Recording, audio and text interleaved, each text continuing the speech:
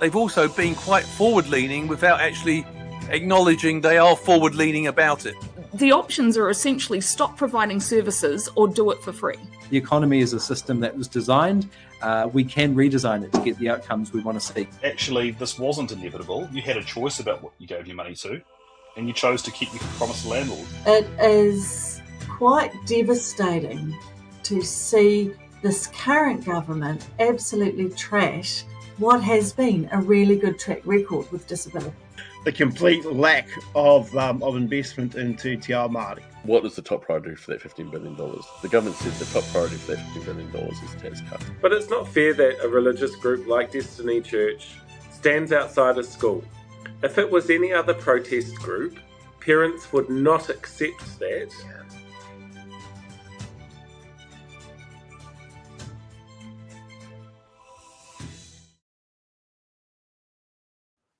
Hello, I'm still eating. That's terrible timing.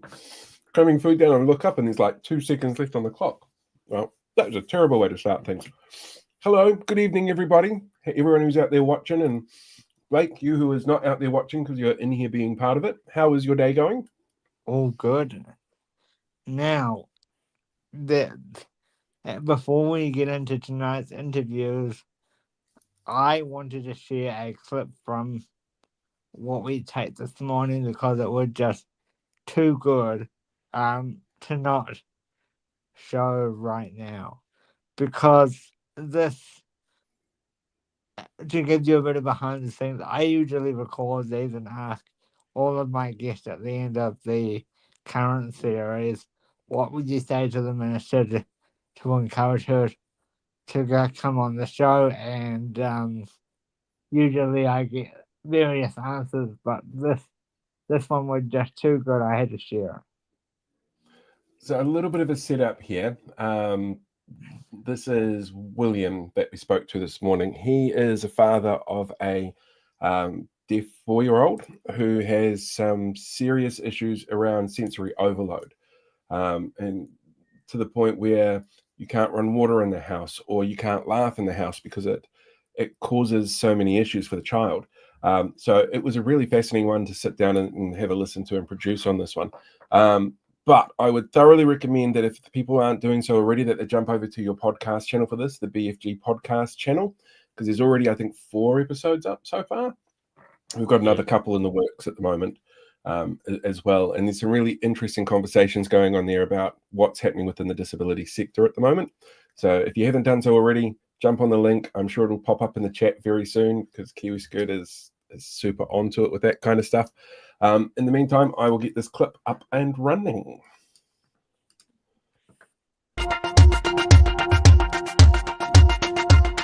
We're trying to obviously get the minister on this program, so I'm going to give you a couple of minutes to advocate why you think to the minister she should come on this program.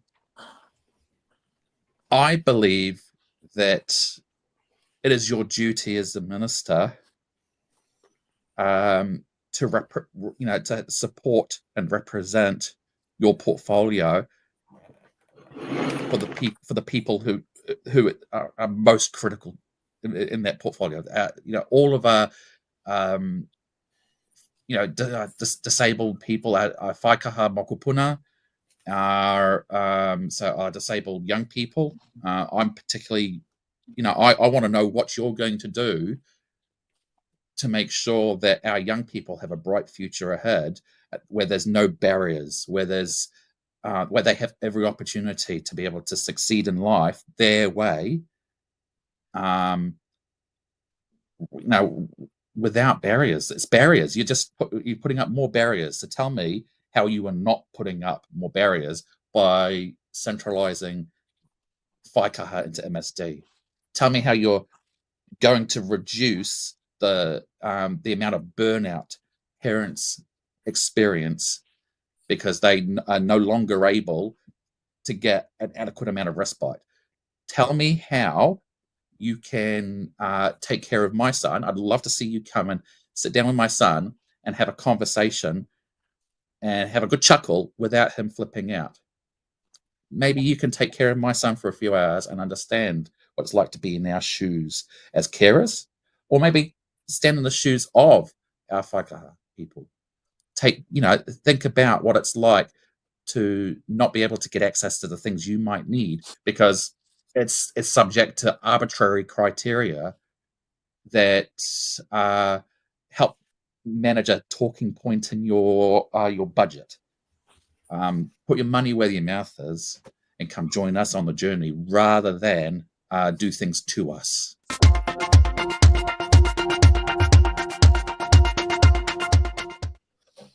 Yeah, I just realized this is going to be a really depressing episode. There's lots of really depressing things that we cover today. Still worry. They couldn't wait. I had to share that. Yeah, fair enough. In the YouTube chat on my channel, Kiwi Skirts put the link in there as well, and people just need to Google the BFG podcast. It should pop up really, really easy, no matter where they are, to be able to track that down. And that interview will be out early next week, I think, depending how the weekend goes in terms of editing it. But on top of that, we also have Dr. Annabell Ahuriri-Driscoll with the Abuse and State Care apology. We had a chat to her about it and her journey through that process. And we've got Mayor Wayne Guppy, and we're talking to him about the really depressing decision to not go ahead with Māori wards, as well as a few other bits and bobs that come with the job. And then the news goes for 10 minutes, and it's 10 minutes of depressing news. So, yeah, I hope people have chocolate or alcohol and that they're willing to share. Before we jump into the first interview, though, two very quick bits of housekeeping. There's a poll running on YouTube at the moment. We were asking a really simple question today. Have you started working on your submission on the Treaty Principles Bill yet? This is going to be one of the most submitted ever bills, and there are tons of people out there who are absolutely awful, who want to make sure that their voices are heard, and we need to make sure other voices are heard as well. So, I like this. I appreciate the offer, but it's not my thing. I know the thing you're talking about. It does nothing for me, so it's just kind of sad, actually, depressing. But you enjoy it. So lots of people need to sign and do the submission for that. If you're not sure how to go about doing a submission or you want some tips, the video I put out this morning will give you a few hints and tips on there. But don't use form letters because those only get counted as one submission, which is completely pointless. However, encourage people that are disagreeing with you to use form letters that are going to no doubt pop up on places like Hobson's Pledge or NZCPR. Tell them that form letters will definitely do the trick if they've got the opposing opinions to you. The other thing that I want to point out is in the community section on my YouTube tab right now, until Sunday, you can sit down and vote for our 5 categories for our award show next week. There's already been some votes in there. It's looking to be a really interesting. There's some like really big runaway moments, and there's some that are really close. So feel free to jump in there and have a vote on one of the 5s. The vote is not what's going to decide it in the final. We'll look at a few other factors as well, but it's certainly going to give us a great big amount of things to look at. The link is in the chat now for the Treaty Bill submissions. Kiwi Skirt, you are amazing. Thank you so much. And yeah, easy enough to can barely see us now. But yeah, easy enough to get that process started and find information on how to do that. It's super simple. Right. Anything you want to add, Blake, before I jump into the first interview? So yeah, this was just really good. She was just a really nice lady. Really enjoyed talking to her. Yeah. I found out after the interview she was a bodybuilder, like a professional bodybuilder for a while. And I would not want to be on the receiving end of seeing her getting angry and upset, which would have been part of the process, because I would have been sitting there going, yep, she could knock me for 6 and then tell me exactly what I did wrong. And right, she is so powerful. It is, in every sense of the word. It is amazing. So let's jump in and catch up with Annabell. Kia ora, Annabell Ahuriri-Driscoll, calling in from Christchurch at the moment, involved in the abuse of state care and faith-based care apology process. Thank you very much for joining us. Great to have you here. First question for you, I guess for me, I'm very curious to know what the process has been like for you guys from the perspective of what you bring to the whole thing, because it's not a small undertaking. No, you mean to apology specifically? Yeah. Yep. Yeah, well, because there's obviously still a little bit to go as well with the redress process, which, we've heard that, they're going to update things and the system's going to be, but there hasn't been much in the way of specifics yet by the sounds of it. So there's obviously a lot that's still in play. Mm-hmm. Yep, and will be for a while. I guess I was part of a group of, my involvement in apology was as a Māori survivor. And I had the opportunity, along with others who had all been involved in different parts of, say, the Royal Commission, my case a little bit in that, but also in the redress design. And so there was sort of a collection of us that have been working with government across various strands. And I guess we brought some awareness of, we need a voice. There's been a lot of work on the apology for quite some time, but mainly with a group of sort of tikanga experts actually that were advising the Crown. And a few of us as survivors said actually we'd really like to be connected with that group. We want to see a kind of a collaboration, I guess, of survivor voice and also that of our tohunga, our tikanga experts. And I think that speaks to, for many of us, part of our healing, I guess part of our survivor experience has been that deep disconnection from who we are, from our whānau, hapu, iwi, Māori communities. And so there are some conversations that need to be had this side of apology between survivors. Our communities need to work out, what's their role in this. And so anyway, our involvement, facilitated, guided, supported by Te Aotearoa was amazing. And that they decided, okay, this apology's happening in our rohe, in our area, so we're going to take leadership. We are going to turn up, we're going to show up, and I guess take responsibility for this having happened in our community. The various abuses in terms of sites and locations happening in our backyard, and this is something we need to come to terms with. So what they did is we were involved in a series of meetings. They, I guess, heard from us in various forms, our voices, and then incorporated those into the design of karakia, mōtiatia, paranga that were going to be involved in the apology.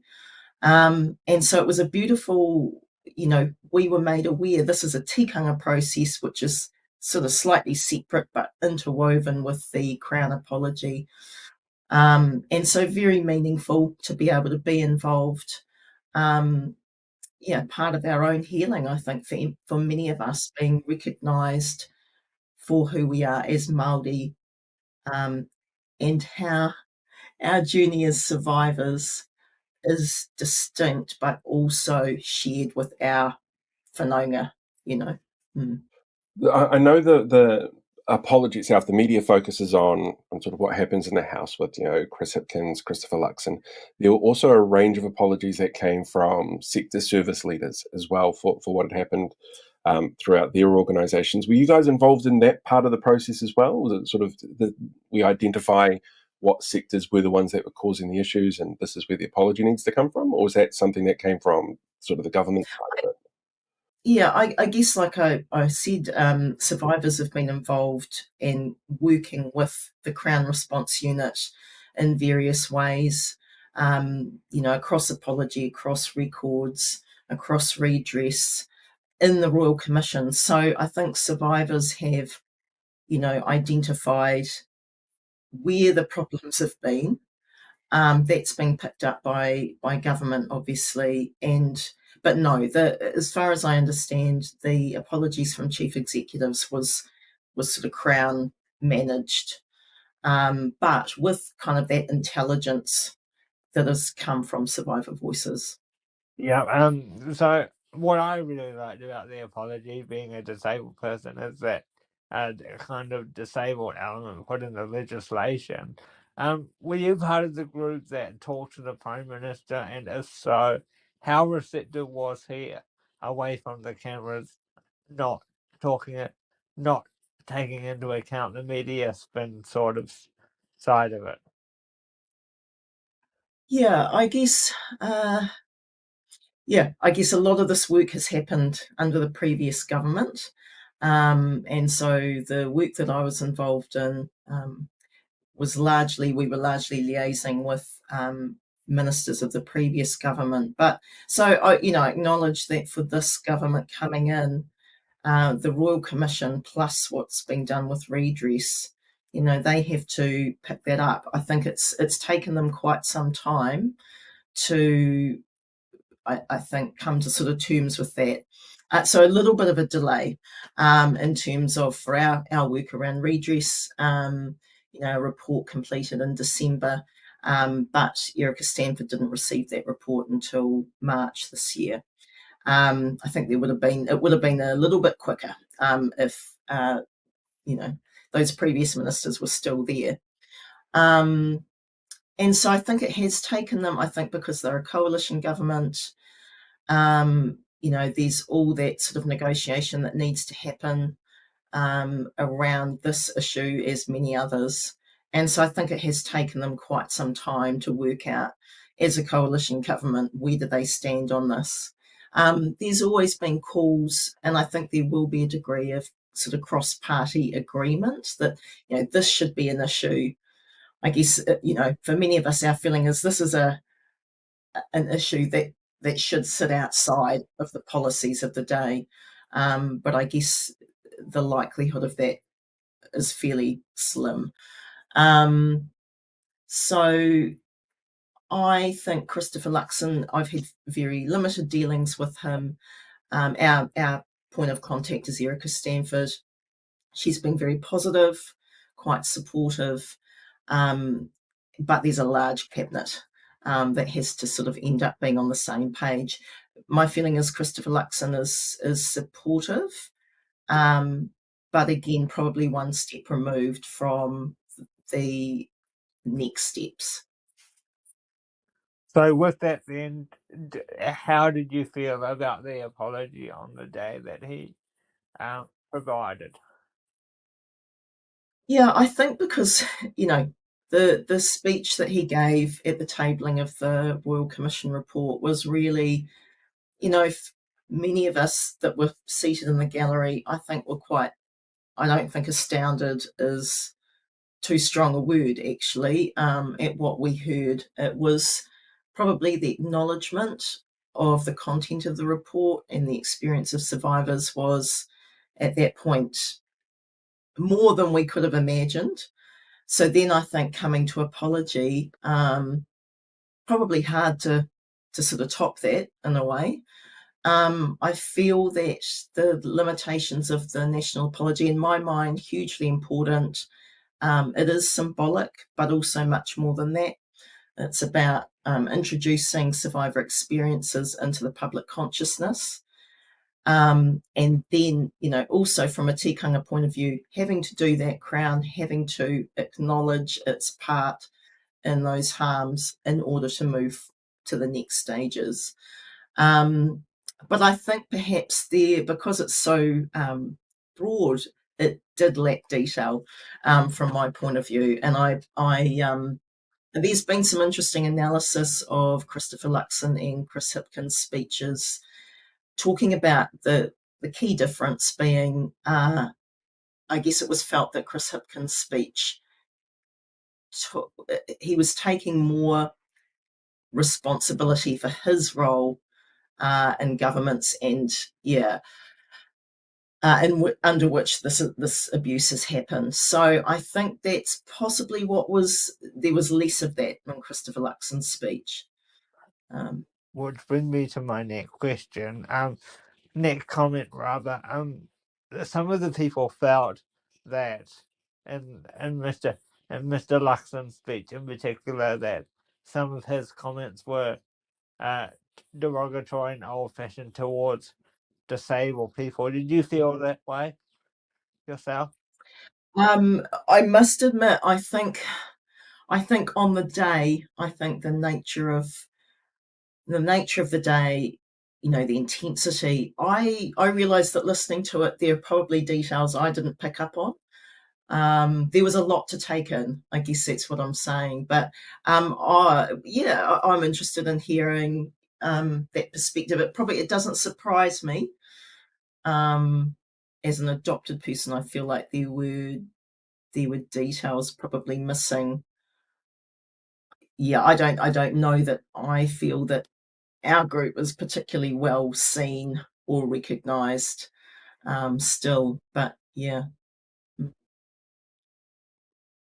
Well, speaking of adoption, I actually read something the morning of the apology, and I can't remember where it was, but it was a story that popped up about young mums who had their children taken off them without their permission. It was sort of basically, no, baby's gone and interstate care, and they never see it again. That they weren't included, I believe, in this report. Which shows that there's obviously a lot of other things, other factors going on out there, a lot of other actions going on out there that weren't covered necessarily under this report. How much worse is what's happening out there or happened out there than what people realise if they're just ingesting it through mainstream media? For adoption specifically? Yeah. Yeah. I think there's a lot, and I think the enduring sort of battle we have as adopted people and birth mothers is, well, yeah, there are enduring kind of myths around adoption as being win-win, entirely positive. There's a real unwillingness, I think, from people to hear how that has harmed people. I think what our attention tends to go to is obviously the blatantly wrong and abusive practices. So, for instance, a mother being coerced or finding that her baby is just all of a sudden gone. I think, though, there's an awful lot more out there that people possibly aren't aware of and don't really want to know about. And there's sort of there's a breadth of experience. I think in some of the work I've done, I've tried to highlight that the core harms around adoption exist regardless of whether you've had a good or a bad or abusive adoption. And that's what I'm driven with some of my other adopted peers, to make people aware of. But there were also many stories of adopted people who were adopted into abusive families. There were children that were adopted initially and then still end up in state care. So there's actually a variety of experiences. I would say every one of those features some level of harm. But we need to get better at thinking about what that harm looks and feels like. And I think that the thing that people struggle with is the role of the state in that. And so, there are adopted people who, are sort of told, you shouldn't be in this space. You weren't abused. This doesn't apply to you. I'd actually argue that it does. So that raises a really interesting point for me. You mentioned that you were raised by Pākehā. You've obviously got a connection to your Māori side as well. That's something that is, from a really Eurocentric Pākehā perspective, some people don't understand that sort of connection that somebody has with their tupuna, with their family history. I'm kind of curious what your journey of discovery was on that, and how that could inform other people who might be in the same situation. So I think, the other thing I do, that I've done quite a bit of research looking at the sort of this point in time in the 50s and 60s when closed adoption was introduced, and also numbers of children funneled into state care really escalated. And the common thing across those two sort of trajectories is assimilation, and the assimilationist policies, which maintained that it was advantageous for Māori to kind of, vis-a-vis the Hun report, cease to be Māori apart from some vestigial or ceremonial aspects. It was believed that, and I think many of our whānau believe that that was the way that, the better way, say for somebody like myself, was to be adopted into a European family. And clearly, we've shifted, thank goodness. We recognise that actually everybody has a right to be themselves, to honour their whakapapa, to have all of those connections.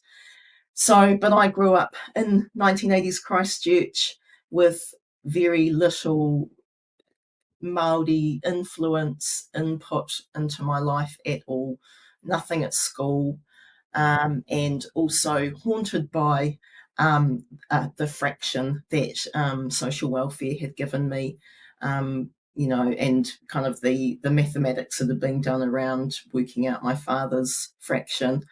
And also, obviously, how I looked. So adopted children were categorised according to their racial markers. And then we were kind of... No idea. That's horrifying. It absolutely happened. Anne Else has done some research, sort of, babies were coded as black, referred to as baby black. Others, probably like myself, coded as pink or white, and therefore more desirable because we could pass as non-Māori. My own parents were asked if they were happy taking a different child, a child, who's part Māori. They said yes to that, and then they adopted my sister later, who has Tongan whakapapa. So who we were as Māori or racial beings was very much part of how we were in that market, and whether we were desirable or not. And Anne Else talks about, the issue of brown Māori boys who were unwanted, and so they were, less likely to be adopted, more likely to end up in state care. So for my own journey, I think I'll always be, reclaiming, and I'm doing that not just for me, but for my children, for their children. But no, very little support or acknowledgement. And so I've had to rely on peers. And I think there's still a little bit of surprise, I think. My own family was surprised that I would want to be Māori, that I would want to be part of that world. And so they've sort of, I guess, received an education throughout that as well. But they were very much colourblind, the discourses of the day. We don't notice race. Well, we actually do, but we pretend we don't. And what that means is that you should be happy. You should be content with not knowing who you are. I would hate that. I don't think I could handle not knowing that kind of thing. There's a lot of trauma, and so a lot of Māori adopted people that I know, there's real trauma, real pain at the core of that, not being acknowledged, not being accepted for who you are. And then also we do experience stigma, I think, sometimes in the Māori world, where we've not only grown up without our whakapapa, but we've been raised often by non-Māori as non-Māori. And so it can be a hard fit for us when we try and reconnect with Te Ao Māori. So I've written a lot about that. I want to see change, and I think an important part of, I think for many of us with apology, wanted to maybe hear from Māori as well. What do you have to say to those of us that were forgotten, that were disconnected? We were our iwi. Who was reaching out for us? Who wants to claim us? And I think there's still a lot of healing to go there. I guess my final question is, so out of what you can tell us, what next is the obvious question. As you've had the apology, you're waiting on the cabinet to come back. So what are your hopes out of that, and what next? Yeah, I mean, I really hope that, and I know that, government is working with what we've produced. In our report, we have, I guess, made a series of recommendations about what we think is important for the redress system that will be established, the independent system that will be established. And core to that is the principle of survivor leadership. Because, we feel very strongly that nobody else can speak to this experience. And that's really important to inform what's set up. So I understand that work is happening, sort of going from our report and thinking about how that might be implemented, and to what extent what we recommended can be implemented. I would like to say I think it's positive that the government's announced that there'll be a National Remembrance Day. But I think, people positive about that, but also saying, well, come this time next year, November 12th, when there is that Remembrance Day for survivors, what will have changed? And so again, it's the expectations, I guess, raised now, that will mean something, and that there will be some significant action around that. Anything else from you, Paul? You want one final question for you. Obviously, we've had the apology. That's sort of a big marker moment for the whole process. What do you think the public should be aware of going forward for the next part of the process? Because obviously we only get snippets from the media and stuff like that. Those people who are involved are clearly deeply invested in what happens next. So yeah, I'm just kind of curious, what do you think the public should know about what happens next, or take on board when looking at this issue in the future?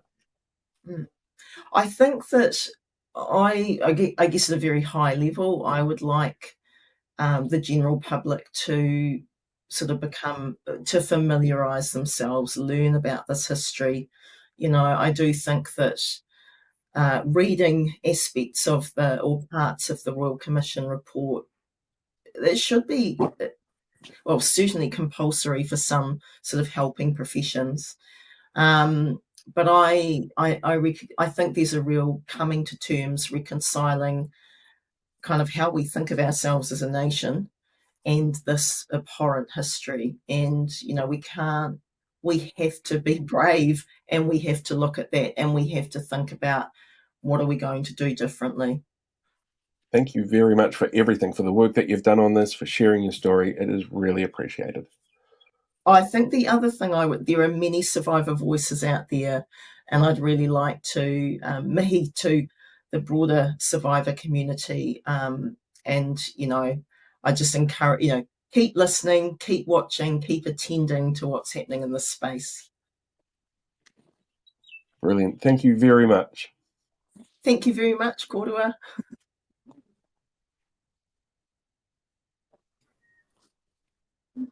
Click. So I'll turn my camera back on so that you can't see the chocolate all over the place. That was, I found, really, it was a hard one to sit down and rewatch, to be honest, because I know when we were in the process of making it and talking to her, there's a lot of information coming through. But being able to sit down and just sort of process what's being said it's so hard to deal with. Yeah, it's a long path for a lot of people. Yeah, but like I said, this is going to be a depressing episode. Yeah, the next piece of footage isn't that positive either, I'm afraid. Yeah. Well, I can should I be working towards making people far more depressed, or should I try and find some positive news, because I got a ton of depressing news that's just come over my desk like in the last half an hour while we've been watching this video. Oh dear. Yeah. Would you like to enlighten us with any of it? Sure. A whooping cough epidemic has been announced today in the country. Rates of whooping cough, which is something that you can vaccinate against, have been skyrocketing. Makatu Pies is going into liquidation. Name suppression is to continue for the short term for a prominent political figure who is not an MP, who has been found guilty of sexual assault on historic cases. And live exports are to go ahead in June next year, but the government is no longer going to be consulting with the public on it before they do hand. So that's just stuff I've had come up recently. So yay! There's 10 minutes or that later on. Yeah, there's still the news to come out a little bit later, but it happened. Let's talk about Wayne Guppy, because he's your mayor. So I'm going to take no responsibility at all for this one. You got to live with him. I don't. How do you think this interview went? Well, it's a hard one, because bit of a personal story. My family has basically known him my whole life. Mm-hmm. So I, as I said to you the other day, grown up with him, don't see a lot on politics, but he, a bit like the best I can compare it to is Mr. Bishop, very passionate about disability, very passionate in his own way about his community, but some of his policies do need some work. Yeah. I mean, you're 25 next week? 26. 26. He's been mayor for 24 years. So he's been mayor for 2 years longer than you've been around. So I'm guessing you've probably known him as the mayor the whole time that you've been around. Yeah, well, I've grown up with him, so yeah. It's kind of strange to think of a whole generation of people in a town have grown up with Wayne as mayor. But probably not as personally as me, though. No, but he's still an authority figure within the town, which is quite a fascinating thing to sit down and look at. Now, I know people wanted to ask him a whole bunch of questions around Māori wards, and we did. And there's a whole bunch of other stuff that comes through in here as well. So I'm guessing the best thing we can do is probably jump straight into this, so that we're not keeping people here for the whole night. Before people ask, though, we are not related. We are just, our families are just close together. Forbes and Guppy are miles apart in terms of naming conventions. Just wasn't there a cricketer named Guppy? I should jump into this. Yeah. Anyway, let's jump into this. Press the right tab. So many tabs here. And we will get on with the show.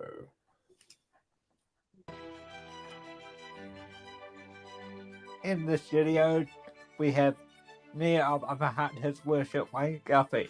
Welcome, Wayne. It's a pleasure to have you on the program. Thank you, and it's a pleasure to be here.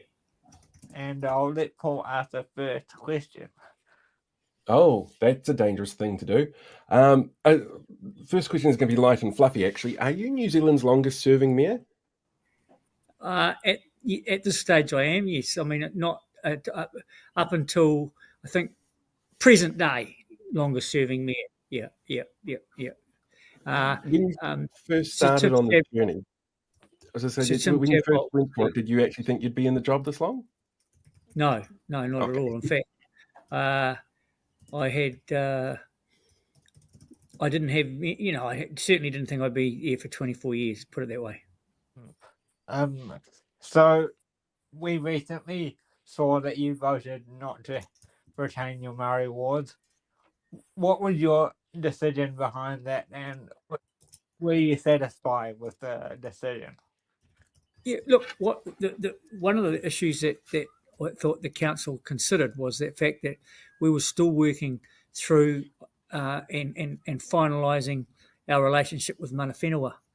And I know that the councillors that voted not to have a Māori ward was just saying that what was really important was that we get our relationship finalised and sorted out with mana whenua first, and then the others will follow on, because of course, remember, just by having Maori wards doesn't guarantee that mana whenua are going to be represented around the table, and so we were working with particularly the iwi that we deal with, and making sure, and I thought it was the appropriate thing was to sort out our relationship there and what their requirements were.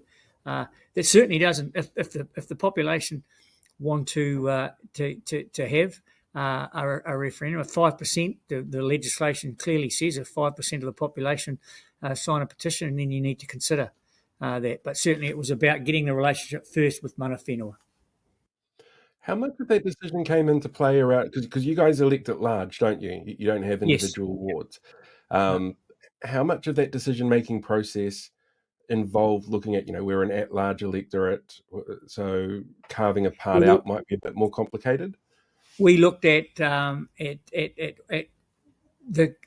all the considerations that we needed to look at. You're right, with wards and what would be the consequences of that, and would we continue with having some of the election, some of the at large, or some with wards. But we certainly had a comprehensive, if you like, representative review to have a look before we made that decision. And did the hikoi in recent days change your perspective any, if at all? No, I mean, that was people, New Zealanders, as their right, and as expressing their opinion and protesting against things. I mean, it won't be the first, and it won't be the last.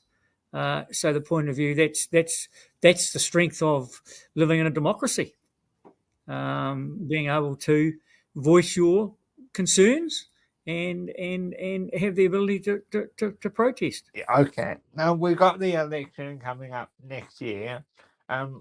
What are your hopes for that, and can you reveal any personal plans yet? Well, I'm still very keen to continue, but it's look, one of the things that we really need to do in Wellington for the region and Upper Hutt, we're part of that. In the time I've been mayor, one of the disappointing things is, depending on the personalities that get elected within the region, particularly the mayors and councillors, but we as a region need to be far more locked in and working together, and that's and the region hasn't worked together as effectively as it should have over the last 5 or 6 years. It's certainly some of the time that I've been involved, and is that the region has worked well together. But again, it's about personalities, and then people cherry pick and think that their city's the centre and the beginning and the end of the world, and things unravel. So for the region to progress, I've always been of the thought that if the Wellington city's got to hum, and then we all hum. And it's really important for us to, as a region and as a city, to be making sure that that we do work together. Of course, on the other hand, I mean, the future for our city is great, but we need to continue that, if you like, that investment that we've seen over the last, particularly over the last 6 or 7 years, a lot of private sector investment. There's been a lot of confidence in Upper Hutt, so that's important to maintain that and not stifle it. And that's about being able to create an environment where people feel comfortable and that local government's not a hindrance for them. And so that for me is really important, and that's about working not just as mayor, but it's also really important for to have a council that's thinking that way, to make sure that development and that progress we've seen in Upper Hutt continue. Mm-hmm. So with that being said, some of your counterparts have called for a council merger. Would you be supportive of that? Well, look, one of the things that needs to take place is at some stage we've got to have that discussion, and I think that discussion will take place whether we like it or not, because the fact, if you start looking at particularly what some of the directives that's coming from central government, you only look at the waters situation. They're saying that the way forward is working together, and take that away from councils. Local water done well. If you take that away from councils, looking at some of the regional approach to roading, look at some of they're talking about some regional approaching to planning. So it's inevitable, whether people like it or not, it's inevitable that at some stage that discussion will take place. I'm kind of curious about the commissioner issue with one of your neighbours, the observer that they ended up with down in Wellington itself. When we were talking to Campbell a couple of weeks ago, he had concerns about the fact that the process doesn't feel particularly open. As local governance, you guys haven't been told exactly what the criteria were that Simeon chose to use before he put in that observer. Being so close to Wellington itself, there's obviously an impact as to what happens in that city to your city. I'm wondering what your perspective is on the whole process so far, and your thoughts on what it takes, what that level is to actually get that government intervention in place now. Like, is it something that, with your experience, you feel like you've got a bit more of a grasp on, or is it still a little bit vague? No, the threshold's quite high. There's no question about it. And I think, to be fair, I think the government were patient. You can look at a number of reasons why not to do it, and say that the threshold's too low, that they didn't, they set the bar too low and they came in. The actual fact of the matter is that if you looked at Wellington City, it wasn't functioning well. There were issues, and one way or the other, it was going to have to get help or sorted. And I have no issue, and I think that what the minister's done is right. And certainly the commissioner appointed is there as well, not the commissioner, but as an observer, the observer he's appointed will help them through it. It's a warning sign for the councillors to say, hey, listen, you're on watch. Things aren't going well, and the region and the country expects you to behave better. And I think what you'll see with the observer, that will sharpen people's minds and think that, we're under scrutiny here. Let's do the right things, because it's not about a whole lot of individuals who look at me type attitude.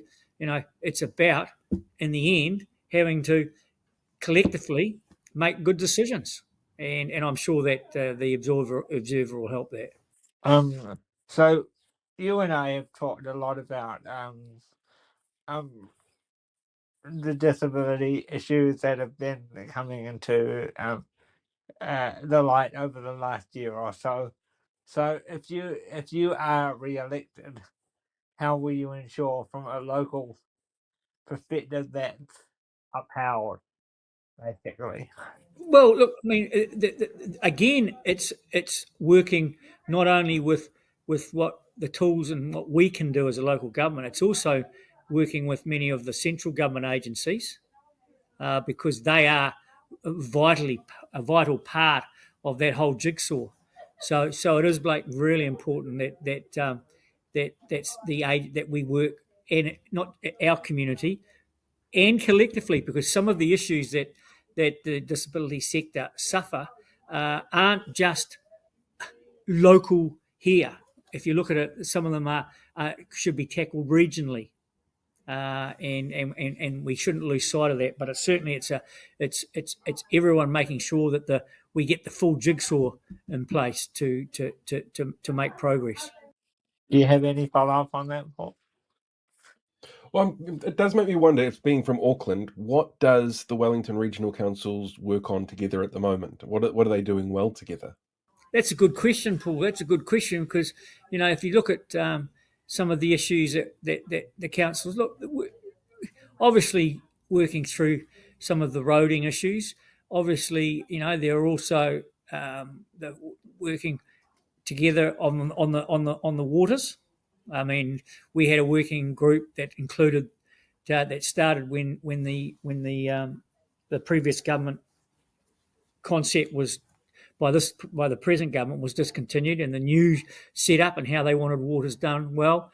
We were working collectively with the Horowhenua Kapiti, Wellington, Aotearoa Regional Council, Lower Hutt, Upper Hutt, and the 3 Wairarapa councils. But as we've progressed that, working together now, some have decided to do other things. So Horowhenua are obviously looking to go probably to the Manawatu area. 2 of the 3 Wairarapa councils decided not to join the Wellington model. So, that's working together. But these are a good example of starting well, but sometimes not staying in the tent when we're not quite sure yet where Kapiti might go. So, interesting. But again, is a good example that if you're looking at what the progress that Auckland had made, we're not making that same progress by being as disjointed as we are, and not working as close as we should. In fact, at the moment there's some real in some of the plan changes where most of the local authorities are actually are going to appeal some of the work that's been done by the Wellington Regional Council. So that doesn't leave. That's not good blood. There was a lot of actual talk, sort of at the end of the last government's term, around reforming local government. There was the Future for Local Government report that was put in place that got binned by this lot when Simeon came in. Did you get a chance to look over that report? I did, and it was a thorough report done in a considerable time and cost. And look, in my time in local government, that's about the 4th review of local government. And sadly, it's obviously this is destined for where the others have been, on the bookshelf or as a doorstop. But it's interesting because one of the things that everyone clearly states today is that the future of local government, the way we know it today, whether it be in critical mass and size and income, if you like, that the crude tool of just rating is not sustainable. And one of the things that it did look at, that review, was alternative types of funding for local government. And that's all very well, but of course what happens is that invariably means that central government is going to actually offload some things or alternative ways, but it's usually taking something out of their coffers and transferring to local government. And successive governments over the years have all said, that's a great idea, but just not now. It's never now. In the future, exactly. At some point. Yeah. And as you've seen across the country, without exception, over the last couple of years, some considerable rate rises in councils right across the country. Have you met with the Minister, and if so, what concerns have you shared with Mr. Brown? I've met with him. We've had him at several mayoral forums, and I met with him earlier in the year when he asked to talk through on some of the water issues. But they are aware of the issues we face, and I think one of the things that one of the reasons they put an observer into that, they are wanting the Wellington region to work closer together, and we hear it a lot because they say clearly that it's very much easier to be dealing with Auckland with one in the major area than to be dealing with. And traditionally what's happened sometimes, the Wellington mayors and the Wellington councils have all agreed, yeah, that's a good idea. And then, again, people suddenly decide it's not such a good idea. And you can understand ministers put their hand up in the air and said, well, 1 minute we're dealing with everyone and now we're dealing with 3 different approaches. And that certainly doesn't help us to make ground with central government. Any other questions for you, Paul?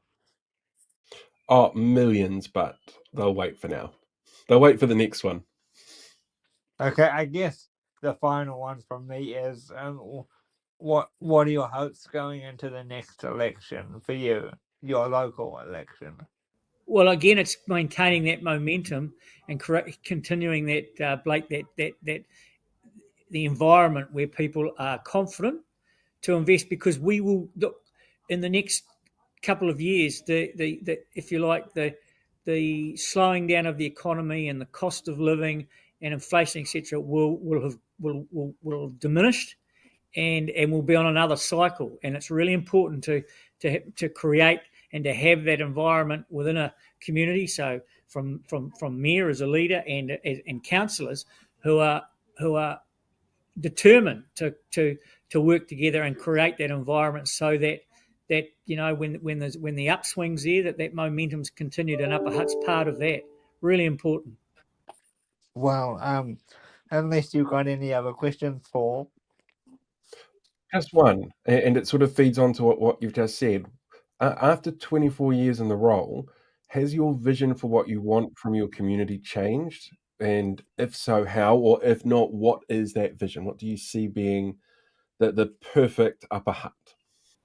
Well, one of the things that has changed, and I'm proud of, is the fact that from a point of view of Upper Hutt is a major player in the region now, that we're taken seriously, and that more importantly, we continue to be a place where families want to grow their, to be and to develop their families, and that's really important, because with that you need that mix of people. You need that, and talking about, and that's from age groups and that, but also we've diversified as a community. There was once a time, not that many years ago, where culturally we were very similar, but over time, the face of New Zealand's changed, and our city is no different to that, and that brings with it, that brings lots of benefits, and that's something that will continue, and that will help Upper Hutt grow and continue to be a leading edge in the region. Fantastic. Well, with that being said, Wayne, I'll ask you to wait there, and to the viewers, I'll thank them. I'll thank you for being on the program. It was a pleasure to have you on the program. Yeah, thank you very much. Thank you. It was a pleasure to be here with you.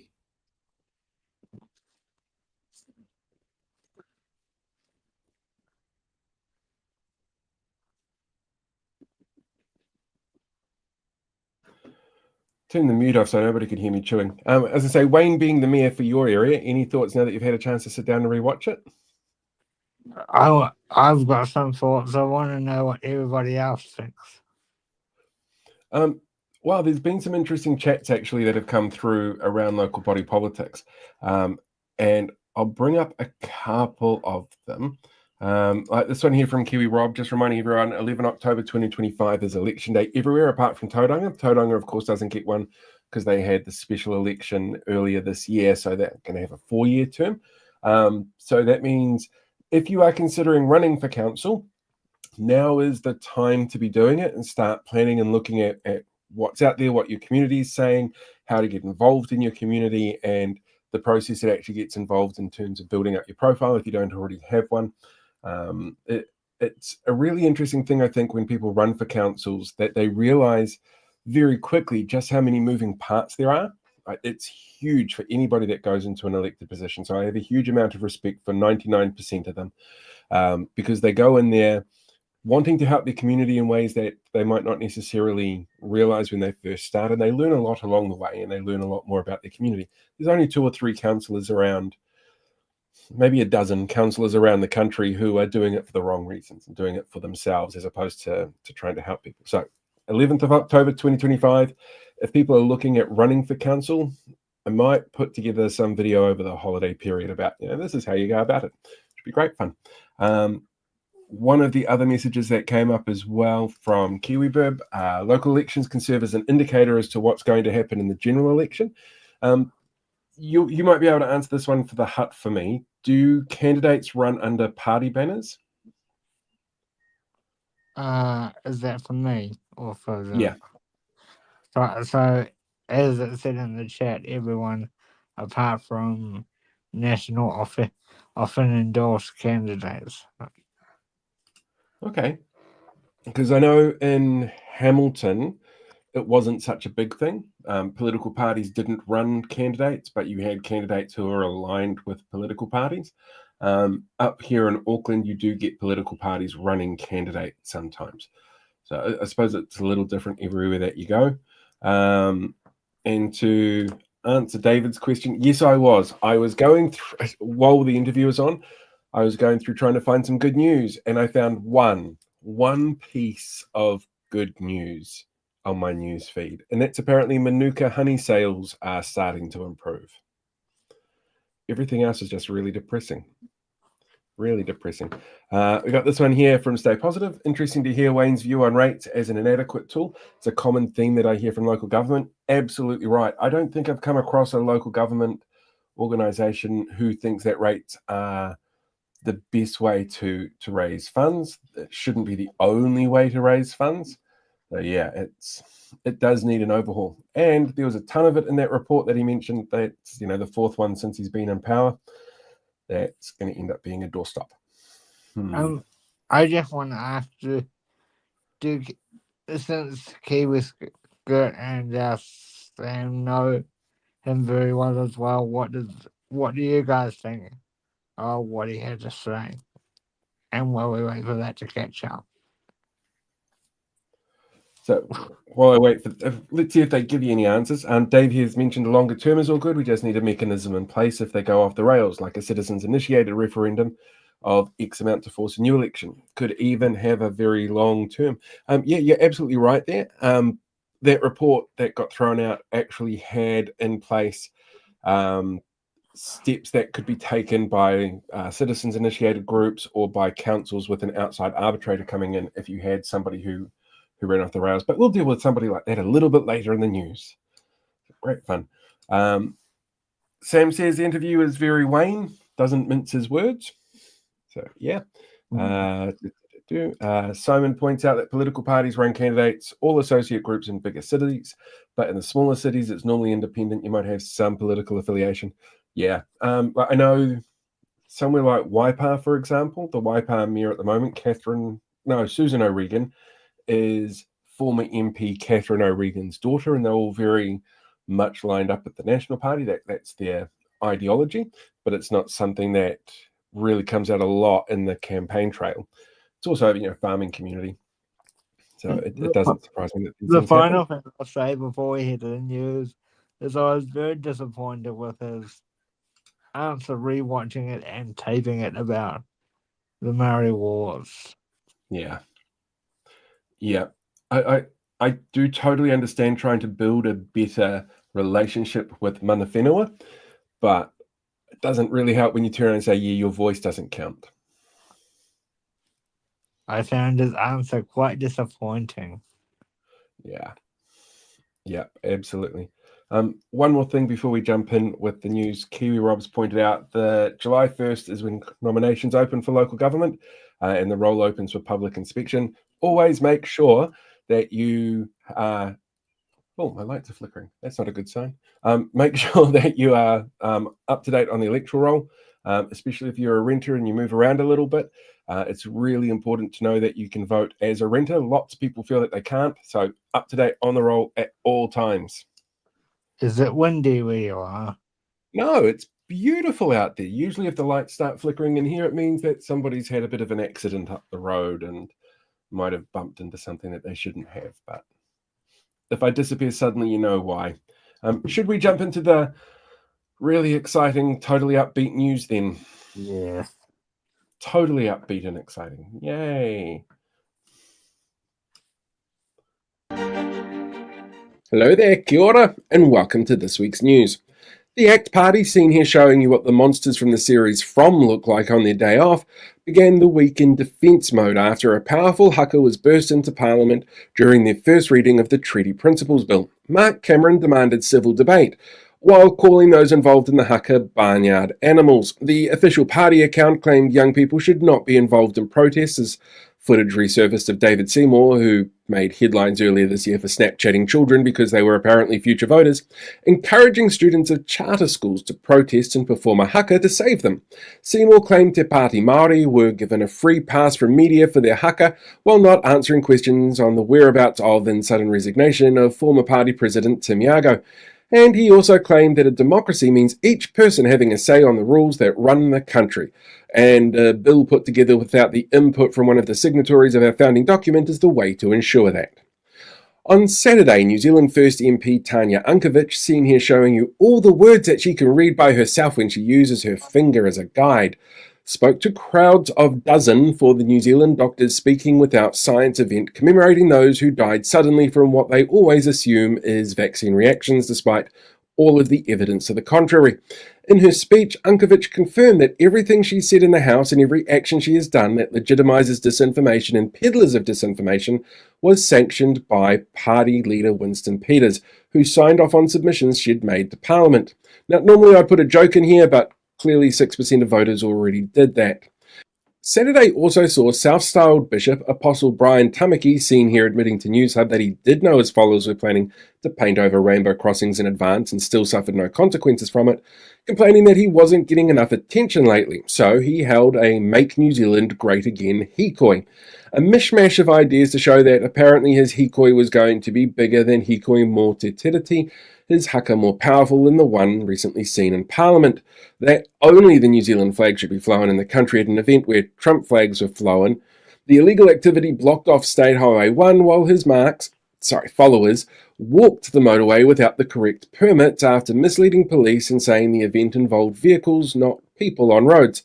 The police have said that they plan to come down hard on Tamaki so the courts can absolve him of all guilt like they did this week around the case where he broke COVID lockdown rules to organise another protest.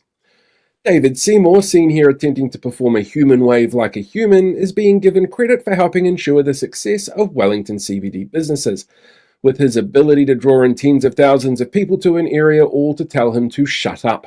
The hikoi mō te tiriti on Tuesday saw some Wellington CBD businesses claim that the day was the busiest that they'd seen in 3 years, after the hikoi event itself finished. Wellington Regional Council reported that the event led to the largest ever numbers of public transport use the city had seen. So, of course, having high levels of public transport-enabled foot traffic and not a car in sight means that everything that happened on Tuesday will somehow be blamed on Wellington City Council and bike lanes by the post. Gang patch bans came into effect this week, making public displays of some gang insignia illegal. The Attorney-General did advise the government that this was inconsistent with the Bill of Rights, but they decided to go ahead with it anyway because allowing people to undertake criminal activity and not be identified is a good idea.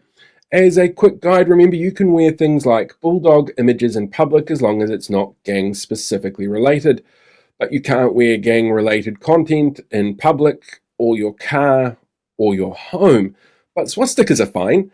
And if you're blocking off highways, intimidating people, targeting minority groups like the rainbow community, you can do so if you're wearing a gang patch that doesn't match the list the government has provided.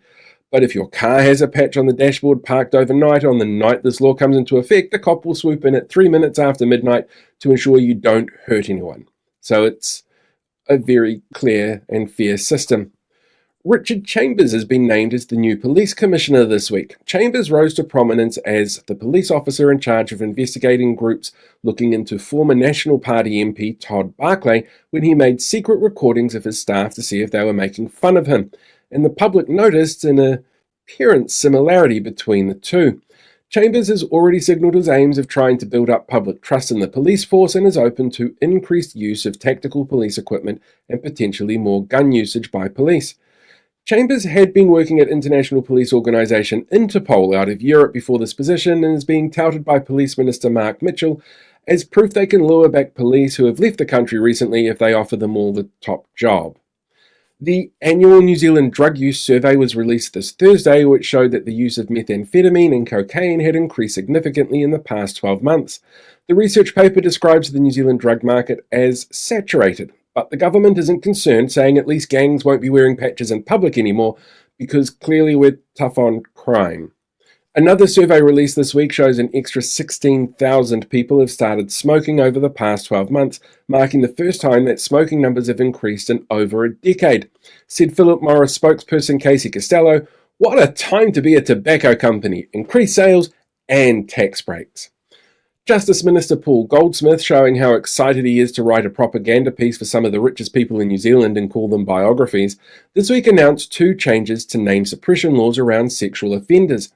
The first would only allow name suppression of convicted offenders if victims agree to it.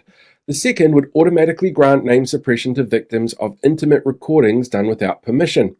These law changes have been welcomed by the victims of a prominent political figure who currently, at the time of recording, but maybe not the time of broadcast, has name suppression after being convicted earlier this year, saying, when it comes to sexual offending, well, they get to act in secret. Why should they get to keep that secrecy? At COP29 this week, rankings of countries were released on progress towards a more sustainable future, and New Zealand featured prominently. For how quickly it dropped 6 places in the rankings. While the country ranked highly for renewable energy due to our reliance on hydropower, policy changes instigated by the current government raised serious concerns about the ability to now reach 2050 climate change mitigation goals. Said Penny Simmons, Environment Minister, seen here telling you to lower your expectations to about here. It's nice that they think we're actually going to survive to 2050 to worry about it. On Thursday, the government received an open letter from 15 economists asking them to put a pause on current fiscal undertakings and rethink their plans because of the massive detrimental effects it's having on the New Zealand economy and society. Said Nicola Willis, seen here showing who the economists blame, "Look over there, it's, not a ferry, but it's some sort of distraction," before escaping on a scooter. It was reported on Thursday that one of the participants of the first new youth offender boot camps has been accused of reoffending just 5 weeks after re-entering the community. Green Party MP Ricardo Menendez-March, seen here hoping we all live long and prosper, said it was embarrassing the trial was failing so soon and showed the minister refused to acknowledge the evidence boot camps did not work.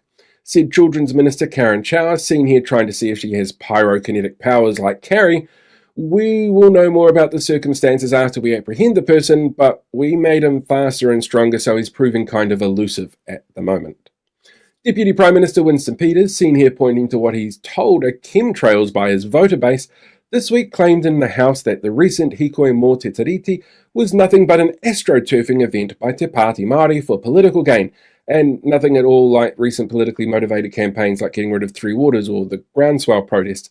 Peters, seen here walking amongst the illegal parliamentary occupation in 2022 to try and build political power from groups susceptible to disinformation being funded by shadowy organisations that they refuse to declare, is still looking for a dictionary to find out what astroturfing actually means, and is believed to be asking the Taxpayers Union and ACT for advice on the topic.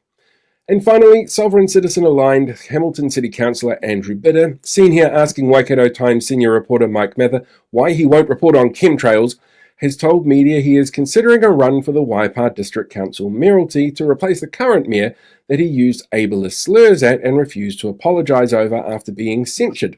Bidder, who has links to the sovereign citizen group the Hamilton Residents and Ratepayers Association, an organisation run by a convicted serious fraud offender, Bidder claims he'll surround himself with like-minded people and offer a common-sense approach to the role, like telling everyone about the imminent threat of 15-minute cities and towns that take 10 minutes to get around, and that all council staff are indoctrinated by Klaus Schwab to further WEF grand plans for global world government. All things he actually claimed are happening in conversations he's had with Liz Gunn. So, clearly common sense. And that is this week's news. That was depressing. So depressing today. Our friend Mr. Bidder for Waipa Mayor. Well, the problem with Waipa as an area is that you've got people in there like Sally Whitaker, who is vehemently anti-trans despite having a trans child, anti-rainbow, believes that COVID vaccines cause autism. Like, she is right down the rabbit hole. She's in their local community board, as is Kane Titchener, who is very, very anti-fluoride. to the point where he has gone and campaigned around most local bodies demanding that they start putting on people's bills how much they spend on fluoride, because everyone should have an itemized receipt for it, because it's going to rot their brain. It's a very strange area, very strange. And Kane got voted in unopposed. Nobody ran against him, and Sally came last of the group that actually made it through by about 14, 15 votes. So more people voting helps keep people out of politics who probably shouldn't be anywhere near the decision-making process. Anyway, I think that's us pretty much done for the night. Yeah, but in happy news, next Thursday is my birthday, so we might do something. Not sure yet. We'll keep you posted. Yeah, absolutely. And next Friday night will be our last episode of the year, because I clearly need a break from all the depressing stuff. But we'll have our awards show. Don't forget, you can go and vote in the community tab on my YouTube page for that. Also, we should probably have a look at the results for tonight's poll. Open up poll. So we've had 30 votes so far. 23% of the votes have said that yes, they have begun working on their submission for the Treaty Principles Bill. 73% have said that they haven't started, but they will, and 3% say that they don't intend to do one. So it looks like it's going to be a very, very popular bill in terms of submissions. Just for people asking, we're not sure when we're going to be back. We'll just keep an eye on social media. We might come and go. We're not sure yet. I promise we'll be back before Christmas next year. Anything before that, who knows? Also, put this one up here from Rob. Your petition finishes on the 30th of November 2024, which is coming up very soon. It's just 8 days away. So the petition itself has been shown up in the chat a few times because people are absolutely amazing. And they can track that down on the parliamentary website as well. And we'll do an update, I think, for that next week as well, like a last minute. Hey, do you remember telethons? Or are you a bit too young for telethons and I'm just showing my age? No, I was alive for the last telethon. So we might do like this is the grand total of what we get to on our last show, which is like the 29th. So this is our close to grand total. Anyway, we should let people go and grab a coffee and get things ready before they can sit down and watch the BHN Friday night show. I guess that's it for me. As far as I'm aware, there's nothing else to stress out about. Live long, prosper. And we'll May the force be with you. Yeah. Excellent. All right, let's play the outro.